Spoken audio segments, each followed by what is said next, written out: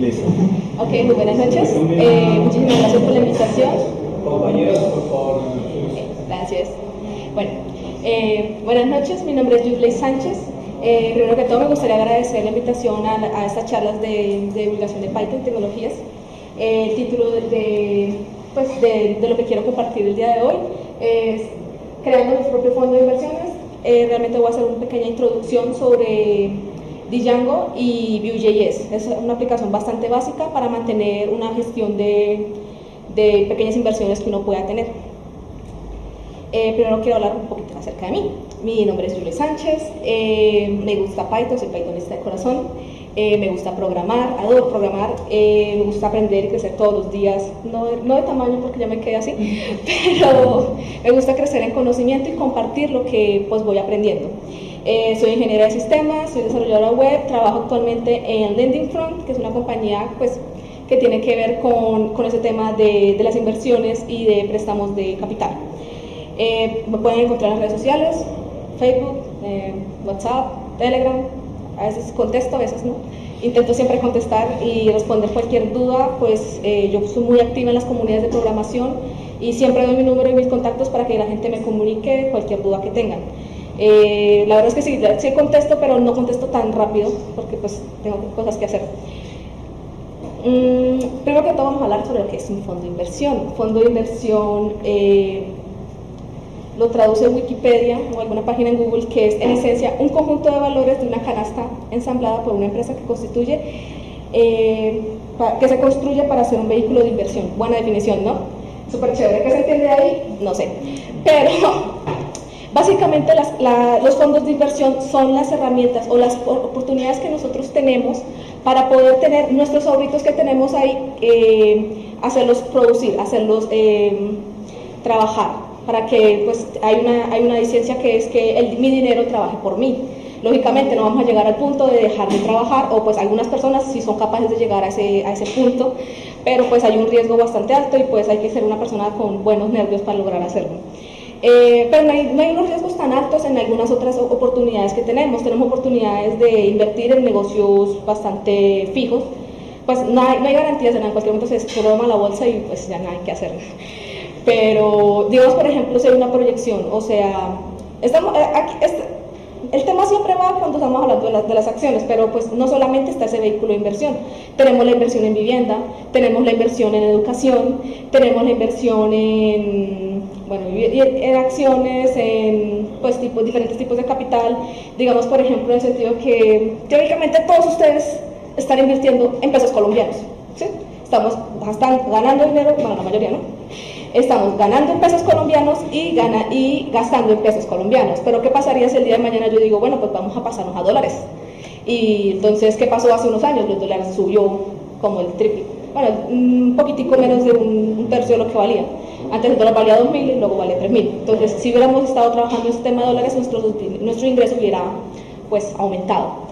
Bueno, pues no voy a hablar mucho en este tema porque ya excedí bastante, pero entonces quiero que se lleven importante el concepto del valor de dinero en el tiempo. ¿Por qué? Porque lo que estoy gastando, lo que yo tengo el día de hoy, el día de mañana ya no vale lo mismo. Pues no se ve tanto el día de mañana, pero sí en un año. Eso se ve representado con el IPC, que es un estándar en el que pues, el gobierno, la calidad de vida aumenta.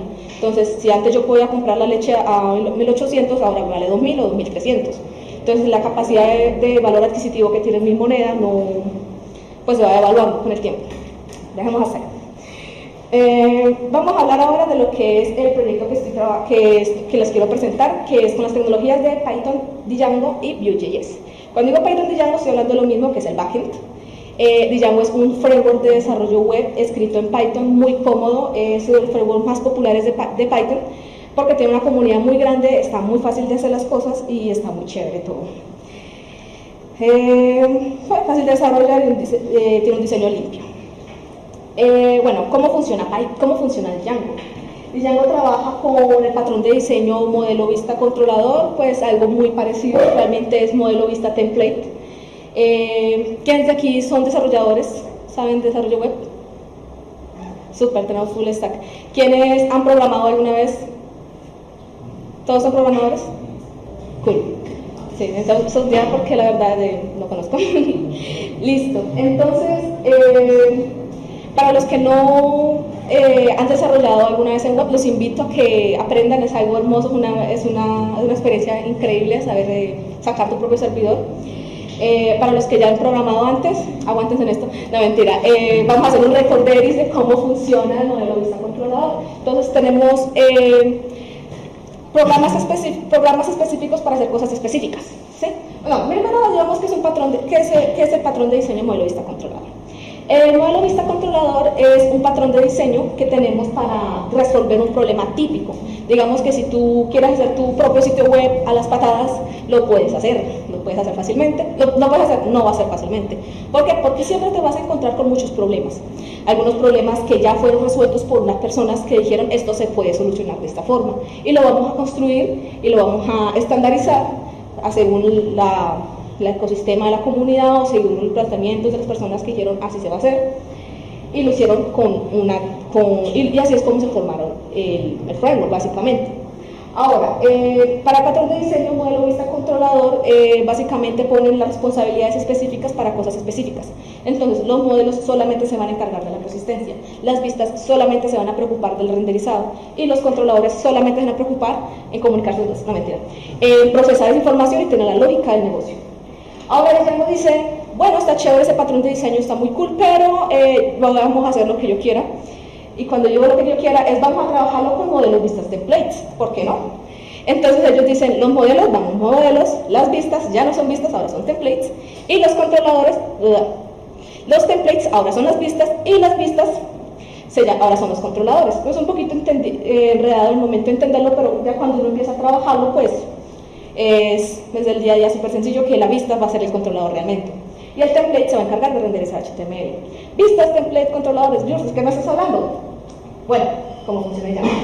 Primero, ¿cómo funciona el navegador? Entonces, tenemos al usuario que hace una petición desde su terminal, de su computador, desde el celular, desde donde sea, hace la petición y llega a un servidor web que puede estar en Apache, en Nginx, bueno, y eso está construido en Python Django. Ahí estamos hablando que se hizo la petición y está en nuestro servidor web, en un servidor. Ahora, tenemos un concepto que es el URL Mapping, que básicamente estamos hablando de las direcciones. Las direcciones, igual que en la actualidad, como si tú necesitas mandar un paquete a un sitio, a una casa, necesitas decirle exactamente dónde va a estar. O por lo menos un aproximado, tengo que ir al 1800 de la calle 30 en Pereira, ¿sí? No sé cuántas calles tenga Pereira, por si acaso. Entonces es importante el concepto de los URLs porque el computador no va a decir, oye, si me diste la dirección mal, yo sé que era por allá, me la diste mal. No, él va a ir exactamente esa ruta y aunque no lo encuentre, te va a botar un error diciendo 404 o algún otro errorcito por ahí. Entonces es muy importante dejar las rutas. Entonces, ¿qué más tiene Django? Tenemos los templates. Entonces, los templates, los que les comentaba, que es donde se renderiza la información, es la parte de la vista. Ahí tenemos, pues en Django lo trabajamos con Jinja. Y los templates lo que básicamente renderizan HTML, que para Django es Django Templates. Para otros frameworks trabaja con Jinja es más lindo. Y se encarga de la visualización de esa información que le va a entregar nuestro controlador o view en Django. ¿Qué se encarga el view? De hablar con el modelo. Entonces ellos dicen como que el modelo vista controlador lo podemos ver aquí, aquí y acá. Y esto es para saber las direcciones. Y esto es para saber el servidor. Y esta es la persona que está preguntando. El modelo es donde tenemos nuestro ORM. Entonces el ORM de Django es muy cómodo porque hace mucho tiempo cuando la gente trabajaba a las patadas, trabajábamos duro con SQL y hacíamos hasta peticiones directamente en PHP. Y hacíamos código, y saltábamos código muy bruscamente, la verdad, y era un cuerpo de seguridad grandísimo. Pero entonces, con el concepto ORM, nosotros lo que hacemos es mapear la base de datos, nuestros objetos, nuestras relaciones, nuestra lógica que estamos poniendo, pues no lógicas, nuestras entidades que estamos poniendo, las ponemos en un modelo tipo Python, una clase básicamente. ¿Esto que me permite? Cuando yo ya mapeo eso, yo me desentiendo de la base de datos. Aquí dice SQL, pero la verdad es que podría trabajar con Postgres, que también es SQL, con Oracle y con SQLite 3, que es por defecto el que viene con Django, que es un tipo dato en Python. Entonces yo me desentiendo de qué realmente tecnología está aquí en la base de datos. Lógicamente vamos a necesitar algo de la persistencia. Yo no quiero que cuando reinicie mi computador se pierda toda la información. Yo necesito que eso quede guardado en una estructura lógica de datos. Y eso lo logro haciéndolo con la base de datos, probablemente en SQL. Pero entonces yo me desentiendo de toda la lógica con el Django, con el Models, con el ORM. ¿Por qué? Porque ya estoy hablando de objetos pythónicos. Cuando digo objetos pythónicos es que yo ya no voy a hacer select from where igual a 1 o joins o lo que sea que uno hace en SQL, sino que yo le digo user.name, user.classes, sí, ahí tengo el many to many, todos los joins internamente van a estar ahí realizándose en Django, en Python. Súper fácil, súper sencillo. Y pues lógicamente eso nos brinda una capa de seguridad adicional porque pues no nos van a hacer SQL injection con eso. No estamos haciendo SQL directo, estamos haciendo mapping. Entonces es bastante chévere ese concepto, bastante cómodo. Lógicamente se afecta un poquito el rendimiento en algunas ocasiones, algunas veces toca hacer otras cosas, pero pues para empezar, para un Getting Started es hermoso y es espectacular. Ahora bien, esta aplicación la vamos a trabajar, en el template que les voy a mostrar, lo voy a trabajar con REST. ¿Por qué? Porque yo voy a hacer una aplicación Django, un REST, bueno, un Vue y Vue.js, ¿sí? Entonces, para comunicar Django con Vue, lógicamente ya les había dicho que el template que trabajamos era con Jinja y Django tiene un tema de que no es tan asincrónico, no es tan fácil hacer las cosas sincrónicas. Entonces, lo que hago yo es crearme un REST en Django, que es súper sencillo con la librería de Django REST Framework. Y esa API es donde va a consultar y va a vivir, pues no va a vivir, va a consultar y consumir mi aplicación en Vue. Más adelante voy a hablarles cómo funciona, cómo lo voy a hacer y pues estamos bien.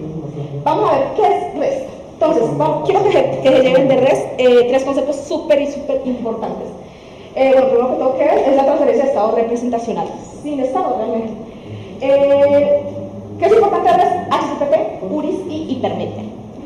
Con HTTP me refiero al protocolo HTTP, que lo voy a decir un poquitico más adelante, ya que la mayoría de los que ya hemos trabajado con web saben que es HTTP, pero pues vamos a volver a comentar. Las URIs me refiero a las direcciones, otra vez súper enfático a cómo yo voy a encontrar esos recursos. Entonces yo creo que han encontrado más de una ocasión una página que dice index.html. Ya casi no se ve, pero hace como unos 4 años se veía muchísimo, o guión bajo, o igual, o signo de pregunta, igual, una cantidad de recursos. Pues les comento que eso es un protocolo en el cual yo obtengo los recursos. Entonces recibo mi protocolo de recursos y me dicen, yo no voy a aceptar esas URLs tan sucias. Yo lo que les quiero aceptar es solamente una URI, donde está muy bien planteada dónde van a estar y dónde van a vivir nuestros archivos. Y me preguntarán, entonces, ¿cómo voy a hacer yo para poder verlos, crearlos, actualizarlos o eliminarlos? Pues volvemos a hablar de HTTP. Entonces, la HTTP tiene varias sentencias, pero las más importantes básicamente, está el GET, el POT, el PUSH y el DELETE. Con eso yo puedo obtener, crear, actualizar y eliminar mis recursos. ¿En dónde? En la URI. Entonces vemos cómo se van relacionando cada concepto. Me disculparán, pero aprovechando la oportunidad, hipermedia se me olvidó comentarles. ¿Qué es la hipermedia? No estoy diciendo que es hipermedia. Entonces, la hipermedia es la capacidad de yo poder en la misma URI tener diferentes recursos, o enviar diferentes recursos. ¿Cómo así? Estamos hablando de que yo puedo retornarles un JSON, puedo retornarles un XML o un HTML o una página, o les puedo entregar casi una imagen, les puedo entregar diferentes tipos de recursos. Entonces yo en el REST les digo, yo quiero que usted me lo retorne de esta o esta otra forma, ¿sí? Pero es la misma URL, es el mismo recurso y la diferencia es que yo se las voy a transportar de una forma diferente, sea XML o sea JSON. ¿Volvemos? Aquí está el HTTP, tenemos el cliente, tenemos nuestro servidor y después se van a comunicar. Esta tecnología lleva lleva muchísimos años y es básicamente las bases del internet. Y pues está tomando bastante auge, hace unos años. En este momento estamos hablando de Graph, pero eso ya es otra cosa. Es importante entender estos conceptos. Ahora hablemos de Vue. Ahí de Vue, si me perdonarán un poquito, no soy tan experta o no tengo tanto conocimiento, la verdad es un pequeño experimento lo que estuve trabajando con Vue, pero sí les puedo comentar de que es una experiencia bastante divertida, es muy intuitivo, es fácil de aprender. Entonces, ¿qué básicamente es Vue? Es un framework moderno, elegante, versátil, minimalista, que te permite estructurar tus proyectos. ¿Por qué se ríen? De una forma modular, siguiendo las mejores prácticas de programación. Digamos que Vue es una librería de vista, al igual que React, que te permite crear las interfaces gráficas de una manera bastante rápida, y pues tiene una comunidad bastante grande, pues bastante viva, bastante extra, y como es tan nuevo, hace las cosas bastante bien. Hace las cosas bastante bien y es muy intuitivo. Bueno, entonces, Vue, ¿por qué Vue?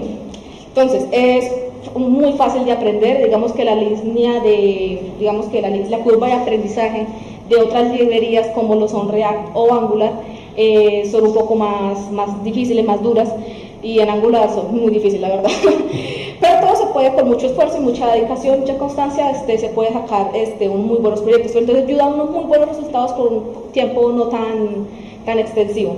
Y bueno, tiene sus funciones intuitivas. Literalmente, si ya sabes manejar HTML y sabes buenas clases de programación, Vue te va a hacer un salto bastante sencillo. Entonces, si estás considerando en alguna oportunidad venir a este mundo de la programación y hacer frontend full stack, no mentira, si hacer frontend puro, les aconsejo que empiecen con Vue, porque Vue es una tecnología bastante intuitiva, bastante sencilla. Si sabes leer inglés, también sabes Vue.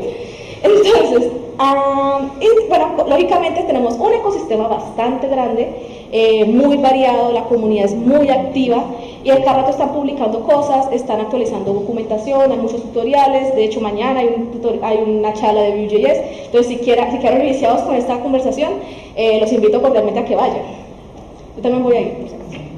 Entonces, les comento un poquito sobre el ciclo de vida de Vue, porque pues, es importante para el manejo de frontend, que es tan caótico. Que Vue lo trabajan de esta forma. Tienen este super diagrama de flujo, donde lo que quiero que rescatemos de esta cosa es que tenemos la creación, la actualización y la destrucción. Entonces, ¿qué es eso? Cuando yo, un típico evento en HTML, estamos hablando de que yo creo algo, se va a visualizar, eso va a tener un estado, ¿sí? Eso yo quiero que cambie de un dato, que cambie un comportamiento. Cuando yo haga clic en un lado, cuando haga clic en el otro, entonces este componente va a estar ahí escuchando y va a estar diciendo, bueno, si ya en este momento ya necesitas que yo cambie un valor, un nombre o algo, pues lo pongo. Si no, ya cambio componente, cambié de pestaña, cambié otro lado, ya se destruye, se pierde. Eso me da una facilidad bastante grande para Vue cuando quiero hacer Single Phase Application. No he sido capaz de lograrlo. De hecho, la aplicación que les vamos a hacer es una Single Phase Application, entonces sí ya fui capaz de lograrlo, pero no al nivel que me gustaría. Y ya con eso, fin de Vue. Ahora miremos código. ¿Qué tal les ha parecido la charla? ¿Bien? ¿Deben flipar? ¿Bien? Genial, súper. Entonces, coding time. Hablemos de Django, el proyecto en el que estoy trabajando, que les voy a presentar. Entonces vemos la estructura del proyecto en Django. Tenemos, y no estoy segura si se puede ver, ¿se ve bien? Bueno, tenemos, bueno, la estructura del proyecto en Django tenemos básicamente la migración, el proyecto, la carpeta del servidor del proyecto, el settings, el URL, el WCGI, el admin, el PIG, bueno, un poco de datos ahí. Vamos a mirar únicamente pues lo que vamos a trabajar en el proyecto. Lógicamente, esta es la que empieza el Django empieza con esto, y esto es toda una app de Django. La app está viviendo acá, el proyecto Django vive acá, básicamente. Importante, las rutas las llamamos URLs. Las URLs van a ser las rutas y van a ver cómo está estructurada como un tipo de URL. Vamos a ver lo que es el modelo, donde está el planteamiento de lo que vamos a trabajar en el proyecto. Las views, sorpresa, no van a estar. Vamos a tener view sets y vamos a tener serializadores para trabajar bien el tema de Django Framework. Y ya, el admin es algo adicional, pero pues casi no, ni siquiera me acuerdo si lo puse acá en el proyecto. Entonces, las rutas, súper importante, importo algunas librerías que son propias del framework de Django, y sencillamente yo les digo URLs patterns. Para la parte de admin, deme esto. Para la parte de aplicación, incluyame estas rutas. Para la parte de la aplicación donde va a vivir el template, póngalo acá. Miren, es algo súper sencillo para enderezar un HTML usando los templates Vue as Vue de Django. Y esto está repetido. Entonces, el modelo en Django es algo muy básico, muy sencillo, pero el proyecto es bastante cortico, en el sentido de que solamente tengo una ID, una descripción, la tasa de interés, el monto y la fecha de creación. Django, para hacer el ORM de la estructura de datos, Django me facilita lo que son los fields. Entonces tengo el auto fields, el char field, que sería tipo de dato de string, el float, que sería tipo de dato numérico, y el data field, que me permite tener un tipo de dato de fecha. Para los que ya vimos cositas de web, entenderán que para bases de datos tenemos que hacer create tablet, IDs, tipo de dato numérico, tipo de dato tal, y para diferentes bases de datos se ponen de formas diferentes. Lo que me ha facilitado el ORM de Django es que sencillamente yo los pongo así, y si yo voy a cambiar de base de datos del día de mañana de SQLite 3 a Postgres, eso no me va a cambiar en absoluto. Pasar de Postgres a SQLite 3 a veces sí te complica porque te enamoras tanto de Postgres y le pones unas funcionalidades que son solamente de Postgres, y cuando lo quieras pasar a otra base de datos, fallaste. Django está recomendado para trabajarlo con Postgres. Por defecto estamos con SQLite porque es más rápido, porque para Postgres tienes que instalarlo y hacer un super user y todo eso. En SQLite 3 te crea la base de datos y ya, y no me interesa, no tiene seguridad, no me importa. Entonces es bastante chévere ese concepto. Y Postgres es genial porque tiene tipos de datos JSON y puedes jugar con cosas no relacionales también a veces. A ver, los serializadores. Ahora sí vamos a hablar de lo que es el serializador y el views. Miren que es súper cortico, este programa es súper cortico. Podemos contar casi las líneas de lo que estamos hablando del serializador y del views. Aunque no crean, esto no está tapando nada, esto aquí ya no viene texto, está todo vacío. Entonces, pues lo corté así. Entonces, en el view yo simplemente digo, para eso le digo, oiga, ¿va a serializarlo de qué? Del modelo. ¿Cómo llama el modelo? Inversión. ¿Dónde lo importé? Acá. Ya. Sencillo. ¿Voy muy rápido? ¿Hablo muy rápido? Soy santanderiana, los santanderianos hablamos rápido, por cierto. Soy santanderiana y los santanderianos hablamos rápido, pero... Ok, entonces, hablemos de la parte del viewsets. Como ya les dije, yo no voy a trabajar con views, vamos a trabajar con viewsets, que me facilita la vista del renderizado, donde yo pongo el query set, el serializador, el filtro y las columnas con las cuales yo quiero que me haga una búsqueda. Súper sencillito, miren que estamos hablando de 10 líneas, 11 líneas, y los otros dos archivos que les mostré no tenían más de 20. Entonces es bastante chévere para jugar con los boilerplates, bastante sencillo. Entonces la pregunta es, ¿dónde está la vista? No hay vista, estamos hablando con viewsets, pero pues lógicamente este proyecto puede crecer un poco más y no solamente vamos a trabajar con viewsets, podemos trabajar más adelante con vistas, pero en este caso, no. Hablemos de view. De view estamos hablando de que tenemos un solo componente que se llama starting, no, qué nombre es ahí. El componente, tenemos el data, que es el de inversiones. Esta cosa puede estar mucho más grande, pero bueno. Tengo dentro de mi objeto data, tengo unos atributos como lo son el loading, el current, puedo remandar el mensaje. Y bueno, tenemos los métodos para actualizar. Pues por cuestiones de espacio no los puse no los puse grandes, tiene una palabra, no los expandí, bueno. Entonces, en el HTML ya, en ese CSS, bueno, importantísimo cuando ellos trabajan con una aplicación donde Django pone esto, es importantísimo. ¿Qué pasa? Si tú no le pones el SFR token, es una seguridad que tiene Django, es como la clave que te permite aceptar solicitudes. Si tú no tienes esas solicitudes, como si no estuvieras, no estoy hablando de autenticación, estoy hablando como que tú vienes de mi aplicación, ¿sí? ¿Por qué? Porque si no lo tuviera, cualquiera le podría meter información y no serían fuentes fiables, ¿sí? Entonces, en este caso, pues el SFR token se utiliza la parte de los formularios de Django, está casi por defecto, no está implícitamente en los templates, pero uno encuentra muchísimos ejemplos de eso. Y cuando vas a trabajar con una aplicación REST Framework con Django y no tienes eso, te complicas mucho porque a cada rato cuando haces una petición te dice no tienes permisos. Entonces es como que complicado. Entonces es importante esta línea, vale oro. Bueno, ahora sí.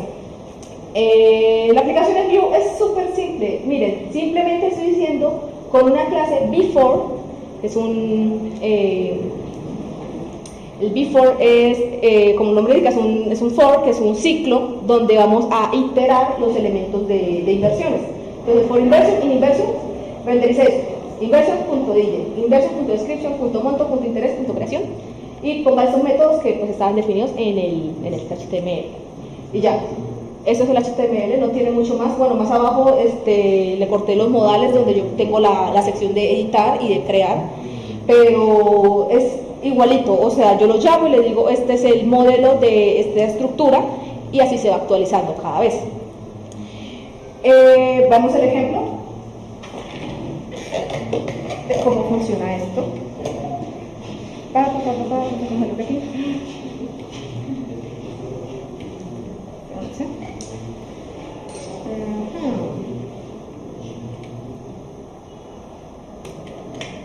Y ya, entonces tenemos un CRUD básicamente de aplicaciones en Django, de una aplicación en Django que trabaja con Vue.js, donde yo puedo fácilmente agregar elementos y eliminarlos.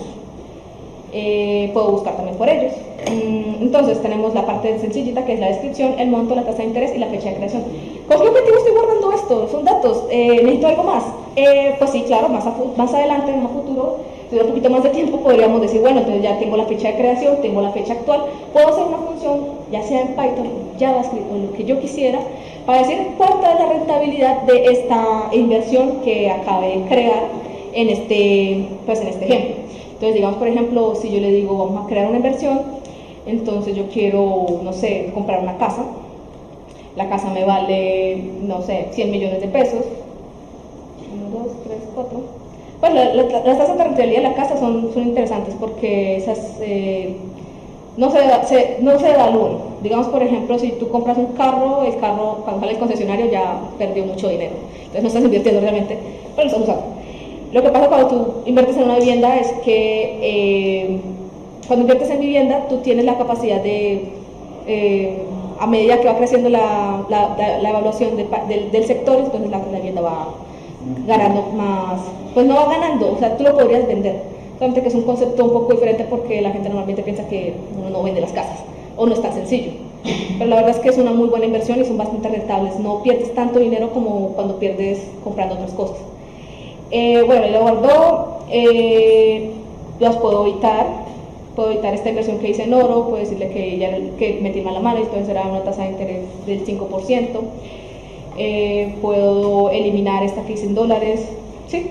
Y tengo las acciones básicas que puedo realizar en un CRUD para guardar el registro de estas informaciones. Entonces, si yo tuviera ya el día de mañana muchísimos registros, yo podría hacer ese cuadro de búsqueda, buscar las veces que yo compré una casa, ¿sí?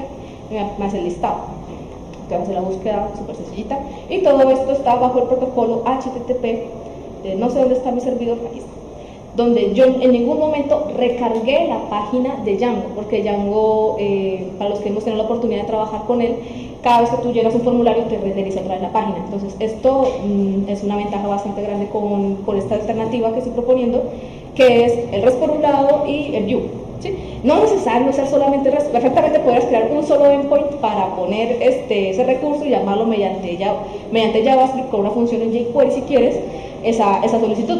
Pero el mundo de jQuery, si no lo sabes trabajar muy bien, es muy aterrador, la verdad. Es más bonito trabajar con tecnologías de librerías actuales. Lo que quiero mostrar en este momento es que en este momento solamente se trabajó con librerías HTTP, con peticiones HTTP en el servidor. Entonces pueden ver que solamente hice post, hice get, hice put, ¿sí? El get lógicamente fue cuando renderizé la primera vez el HTML, ¿no?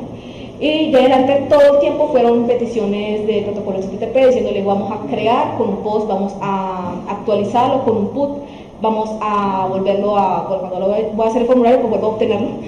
Y me faltó una, y lo elimino con un delete. Entonces eso es lo que les quería presentar el día de hoy.